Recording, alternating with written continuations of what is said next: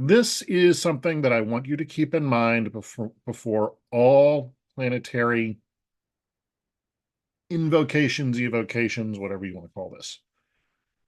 You will now be dealing with the power of the planets directly. You will be dealing with intelligent entities. Unlike the letters, which are blunt forces that you have to figure out how to utilize, these things have a will and mind of their own. So, number one, spiritual hygiene at this point becomes important. Having bad habits no longer rate limits the amount of energy you can move. Having bad habits now determines how things manifest. So, let me say this with all sincerity, guys. Most negative invocations of an entity occur because you're doing something you shouldn't be doing. The entity sees this and goes, oh, this is how I'm supposed to present myself. This is one of the reasons why we start all of these sessions with 10 minutes of non-dual light. So the higher aspect of our nature shows through to the entity that we're working with. Two, if you've had a particularly bad day, if you are emotionally upset, if you are disturbed, if you've been doing meth all night, if you just stole a lawnmower from your next door neighbor, don't do evocation. Take a few days off. If you haven't had a bath in a week, probably not a good time to do evocation. Before evocation, put on some clean clothes, take a bath, brush your teeth, wash your hands, put on some deodorant, etc., etc., etc. This is particularly important when working with the powers of the planets because the planets have a very heavy astral component to what they do. Well, what do you mean, 60 skills? These aren't living things. An atmosphere on a very large scale sounds a lot like breathing, doesn't it? These things are alive. They influenced our evolution at a physical level before we were even people. And they are super massive spheres, even the smallest of them, spinning on their axis, moving through space at a high rate of speed. There's a lot, what I'm saying is there's a lot to work with there, guys. So use your common sense. If you're just plain having a bad day, log off now. You can always watch the recording later on. So let me be clear about that. That's one of the powers of having these recordings out there, by the way, is that if it's practice time, like a live practice, and you're just not feeling well, take the day off. You're not in a position where you have to show up because that's the one time this year the teacher's working on something. So something to keep in mind. Okay. All practices will have two components to them. One, the power of the planet directly, and two, the intelligence that we are working with. Why is this? Well, one, if you want to work with a given force, but you don't want to be worked yourself by the intelligence using the energy, you can work with the power of the planet directly. This is a lot more like conventional Kabbalah. Two, if you look at conventional hermetics, they typically break a planet down into its spirit, i.e., its power aspect, and its intelligences, i.e., the entities associated with the planet. Get the idea here? Two different things. So, we'll typically do 10 minutes non-dual light, about 5 minutes with the power of the planet itself. This also creates a home for the entity that makes it easier for the entity to come into being. Barden's entities that we are described in this book, the practice of magical evocation, are largely neutral or benign in nature. That's not true of everything. There are legitimately negative entities out there that will do bad things for you. They tend to be spicier in nature, and they are tend to be categorized as what people refer to as demons. So here's what you need to keep in mind. Angels look towards your better nature.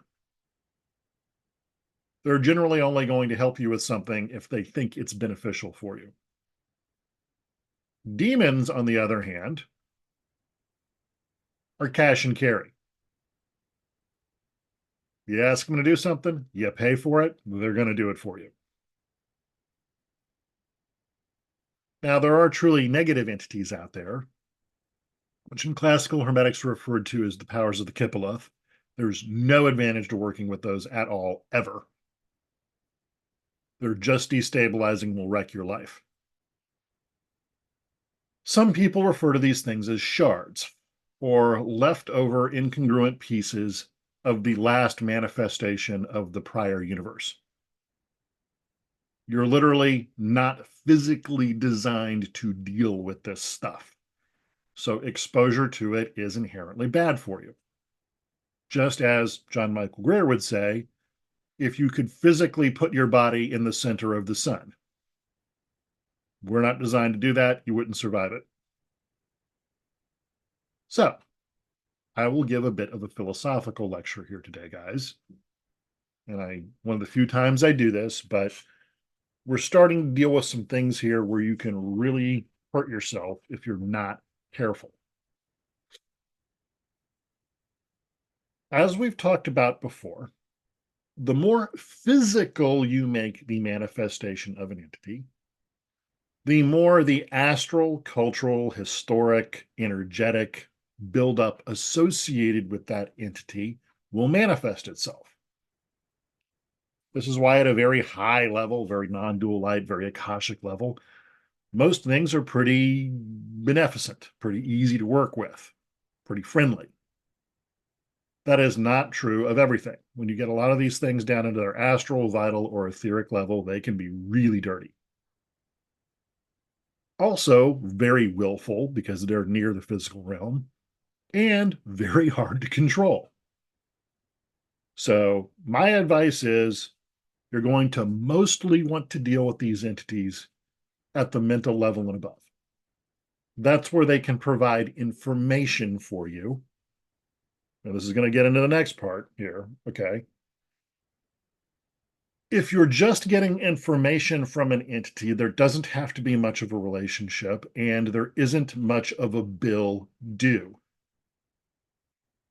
If you want the entity to do something for you, that is going to require, one, a much closer relationship with the entity, and two, a much higher energetic tax to get things done. These things don't, as far as we know, have physical bodies, and they don't have breath, which means generating energy gets really hard. Where do you think they're going to get the energy from to do things? I'll give you one guess. You. Yeah, you can mitigate this a little bit by burning some incense and giving a little offering and food or whatever. But do not kid yourself. If you ask one of these things to do something for you, and it is within its nature to do that thing, you can't ask a water spirit to set a fire. They're not capable of that. It will attempt to do that thing. And to do that thing, it will need energy to do that with, and it will get most of that energy from you. Always keep this in mind. We can't violate physics to the degree it matters as individuals. So if you want something done, the juice to do it with has to come from someplace. And yes, there are ways to get that juice to come from other people. I would strongly advise against doing that, by the way. But that stuff is out there. I won't teach you here. but it's a thing. The karma for that, I'm pretty sure, is pretty high.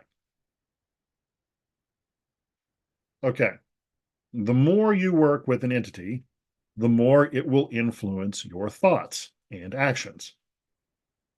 This is how everything works. This is that whole you are the result of the 6 people you're closest to kind of deal. Works exactly the same way. All right.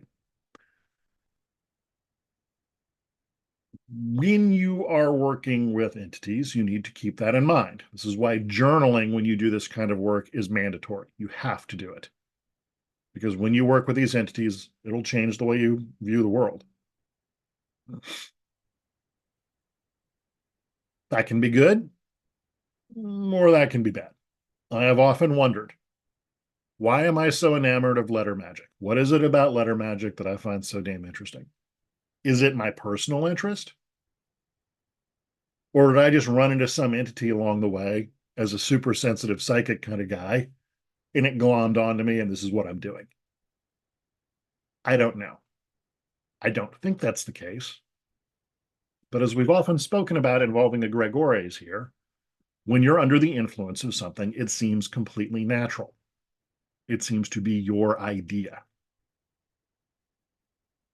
Okay. Many of you here will need to make a decision. There are a couple of checkpoints in planetary practice. You could stop in about a month after we get to the sun sphere. In theory, solar and lunar energy counterbalance each other. I don't necessarily believe that for reasons we'll get into later on in the course completely. But there are a lot of schools of thought that only use solar and lunar spirits for this reason. Most of the people I've met from those schools are batshit crazy. That's a whole other issue. When we get through Saturn, you will have another decision to make because that's the whole of the inner planets, right? Everything that really heavily influenced human beings and our evolution dealt with the point to Saturn, and that's about it. Why? Because you can see all of those planets, including Saturn, in the night sky certain times of the year. The outer planets, Uranus, Neptune, Pluto, all very Akashic, all very difficult to control. Now, if you read the text of the ancients when they talk about the Titans, it's pretty clear they knew about this stuff, even if they couldn't see it with their own eye in the night sky for the most part. There's some debate over that issue as well, but we'll just assume they couldn't. In my experience, this is just me, other people disagree with this statement, you can't really equalize with a planet. Not really. You can grow more immune to its effects. You can certainly grow sensitive to what it's doing to the point where you understand very clearly when something's kicking in or what kind of entity is attempting to influence you. But you can't really grow immune to it. Now, granted, there's a whole system of planetary medicine involving sigils and talismans and a whole bunch of other stuff. So people have been working with this stuff a long time, guys. By the way, I'm not saying any of this to scare you out there, but keep in mind, some people are only joining us by recording, so I kind of have to make myself clear on this. This is where we're getting into the big boy leagues, all right? These things are highly astral and very potent, and they have a mind of their own. You need to keep that in mind at all times. Now, we are dealing with Kabbalistic spirits. So they're going to teach you how to work letter magic. Because most of you learned how to work with the letters on at least a basic level before you showed up here, the nature of your relationship with this entity will be very different. Why? Most people, when they want a spirit to help them with a magical effect, learn math better, run faster, whatever. The entity has to do the work for them. This creates a high amount of interdependency or dependency upon the entity because it has to go in, flip all the switches in your body, generate the force, etc., etc., etc. When you are a practitioner of Kabbalistic magic, or what I call letter magic, all the entity has to do is show you the energy to be generated, and then you go do it on your own. For those of you who come from a ritual magic background, this is what's supposed to happen. You practice the rituals until you don't need them anymore, and you can just do it on your own. For the record, the only people I'm aware of that ever got to this point from the Golden Dawn system were one, John Michael Greer, who I know personally, and two, Jean Dupuy, who was one of the founders of the Philosophers of Nature, who died in the 20 teens. You're not supposed to use ritual work forever. You're just supposed to use it until you don't need it anymore. So even with me, got all these steps for generating letter energy and, the 3 transformations and all that other kind of business, right? Most of that stuff, guys, I can just do on my own now. I can crack it on and crack it off. That's the point you want to get to with all of this.